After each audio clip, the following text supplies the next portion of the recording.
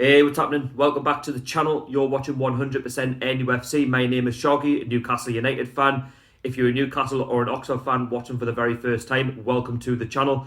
This is the match preview for the fourth round of the FA Cup at St James's Park. Newcastle United versus Oxford United of League One. And going into this match, I'm feeling rather nervous. I'm not going to lie.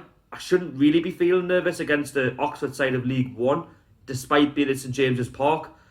I'm nervous because I've been down this road before where we've played against lower league opposition and we've managed to mess up, and it's not exactly what I want tomorrow at St James's Park.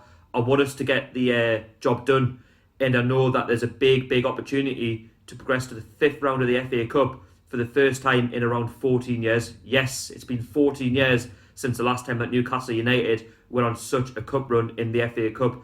It's been 2006. 2006 was the year Newcastle went on a good FA Cup run, and since then under Mike Ashley it's just got to that point where the cups have been a non-existent priority. Nobody's really took them seriously enough, and it's gone down to all the managers that have been here that have not really given it the respect it deserves. Obviously certain managers will have their excuses as to why we didn't go on a cup run because of the lack of ambition at the top in terms of money spent on the squad, and their ambitions are just to stay in the Premier League, and then that's not really done us any favours in terms of like the fans who want to try and win something. Of course, we're not expecting to win the FA Cup, but we do want a team that tries, a team that gives it their all in the FA Cup, and we will respect it for that. If we can go on a good cup run, even if we can get to the fifth round, the quarterfinals, the semi-finals, we'll take that. We just want to see the players give it their all, and going out in the third or fourth round, that is not good.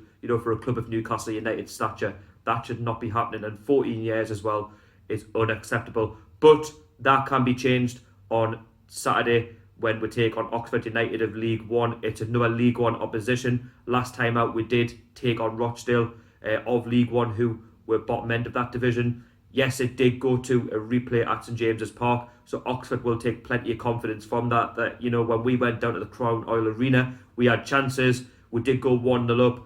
But if you don't double your lead against the League One opposition, they're always going to get a chance, and they did that, and they scored with a 1-1 draw at the end, forcing a famous replay at St James's Park. Of course, we were by far the superior side and we got through, but then Rochdale did get a late consolation. So Oxford will be looking at that thinking, regardless of that, Newcastle United do have their defensive frailties and they are there for the taking. And of course, Oxford have beaten Newcastle United in the same round 2 years ago under Rafa Benitez, when we were a Sky Bet Championship side. They did beat with 3-0 at the Kassam Stadium, and they deserved to beat with, because, let's be fair, we didn't field the strongest side. That was because Rafa was obviously wanting to get Newcastle back into the Premier League, winning the Championship, and I could kind of understand that, but at the same time, I was still left disappointed because we didn't field the strongest side possible. So Oxford United end up going through to, the fifth round of the FA Cup, something they've done before, so they've got their experience already.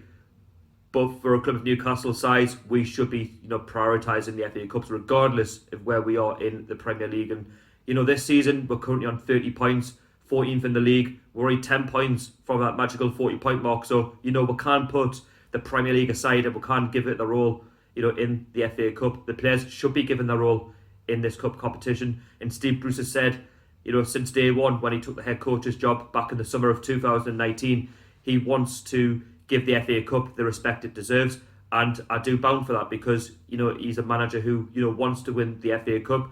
He's somebody who has been there and done it. He's got to the final with Hull City, albeit they didn't win it, but he's got the experience. Steve Bruce, he's a local lad. He's obviously managing Newcastle United. It's a dream for any localer to manage Newcastle United, and he's got that great opportunity this season to get one a cup run. I know there's a lot of injuries with the squad and stuff like that, but at the end of the day, we've still got a strong enough, 25-man squad there to actually go out and do the job against Oxford United. Of course, for them, it's their big day out as well, coming to St James's Park, and they'll be wanting to do the double over us in the FA Cup in the same round. So, there are going to be no pushovers. They're going to want to give their all, and I'm sure that the Oxford United fans who turn up on Saturday in their numbers, they're going to get right behind their squad. And of course, there's going to be a big turnout in the FA Cup at St James's Park tomorrow. There's expected of around 45,000 fans plus 3,000 Oxford United fans. So all the fans who are travelling tomorrow, big up, well done. And I hope it is a good game for all. But I hope Newcastle United, my club, progress to the 5th round, and we're talking a Monday night draw, seeing who will get in that 5th round. But at the end of the day, we'll just have to look at this game, focus on it, and get the job done. Now, I do expect Steve Bruce not to field the strongest side, but a squad that is good enough to get us through to the 5th round of the FA Cup. I do think it'll be rather weakened in a sense that we're not going to play all of our big name players. Now, I have drawn up a starting 11 that I think should be good enough for getting a result against Oxford United tomorrow at St James's Park. So I'm going to go with the traditional, 5-3-2 formation that he goes with on a match-by-match basis, and I'm going to start off in goal, Carl Darlow. At left wing back, I'm going to go with Emil Kraft. At right wing back, I'm going to go with Christian Atsu. The 3 centre backs, I'm going to go with, first of all, Kieran Clark. Alongside him in the middle, I'm going to go with Captain Jamal Lascelles. And to complete the back 3, I'm going to go with Fabian Shaw. Now, moving on to the midfield. First up, I'm going to start off with Matty Longstaff. Alongside him in the middle will be his brother Sean Longstaff.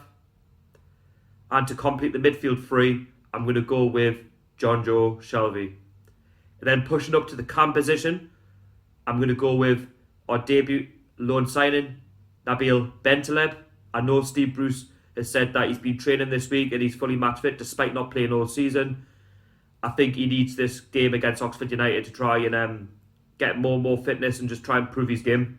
And then up front, I'm going to go with Miguel Almiron because he's got 2 goals in the FA Cup, he's got 2 in the Premier League, he's full of confidence.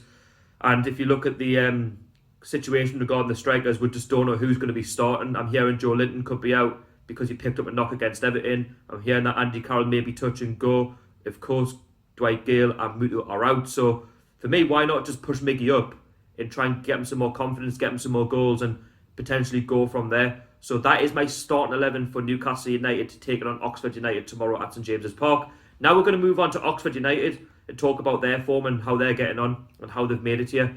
So obviously Oxford United are managed by Carl Robinson. He's got plenty of Football League experience. He's been around the block with the likes of MK Dons and he's now taken on Oxford United. They're currently sat in 5th place in League One on the same points as Sunderland on 41. They're only 6 points off the automatic spots, 2nd and 1st. Those places occupied by Wycombe Wanderers and Rotherham United. So, they're a good side. They're in the playoffs. They're going to be wanting to try and get promoted to the Championship. And no better manager than Carl Robinson, who's done it with MK Dons. And he'll be doing the same with Oxford United, trying to instill belief into their squad that they can, get that promotion at the end of the season. Now, of course, given their form at the last 3 games, they've picked up only a couple of points from 9. That was a couple of draws. One against Gillingham last time out, a 1-1 draw. And then they did draw with Ipswich, which is not a bad result given that Ipswich have just been relegated from the Championship. And before that, they had a heavy 3-1 defeat at home. So they have been a bit hit and miss at the last few results, but the league table suggests that they're a good side. They're a very positive side. They're a very direct side. They like to score goals. And they're going to be, no mugs on Saturday when they come to St James's Park. Of course, it's going to be a bigger pitch for them, how they're going to go about their business on Saturday because it's bigger than what they would normally play on League One. But again, it's a one-off FA Cup tie. The manager will be obviously going all out to having a go. I don't expect Oxford to go all out for all of the game because I don't think they'll have that sort of attitude. I think they will defend at times, which they'll have to do. But I do expect them to give it their all. Now, in terms of players to watch out for, first up is James Henry. He scored 11 goals and 5 assists. Next week, they've got Fosu Henry. He's got 10 goals and 3 assists. And then they have Matty Taylor with 9 goals and 3 assists. And then they've got other players scoring the likes of 6 goals, 3 goals. But look at that overall. They've got players who score goals. They've got players who assist. And if we are off our game, Oxford 9 times out of 10 will put the ball in the back of the net. So we'll have to be very, very careful how we go about our business on Saturday. Now, of course, they've obviously gone through an FA Cup run to get here. last time out. They did beat North East rivals Hartlepool, so it would have been nice to have got Hartlepool, but we've got Oxford, and we've got to treat them with respect. We've got to play the same way like we did at home to Rochdale.